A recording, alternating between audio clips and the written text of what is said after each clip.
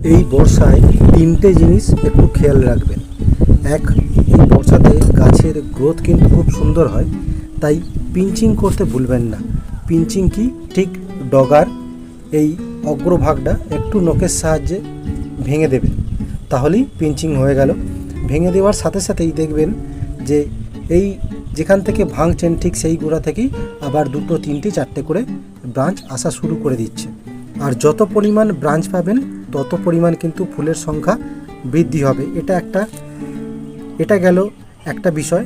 আর একটি বিষয় হলো, ঠিক এই বর্ষায় আপনারা দেখতে পাচ্ছেন পাতায় এই ধরনের স্পট দেখতে পাওয়া যায়।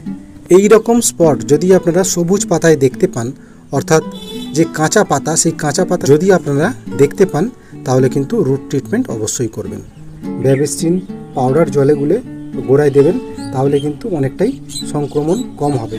আমার এত বড় গাছটাতে মাত্র আমি একটা পাতাতেই দেখলাম এরকম স্পট।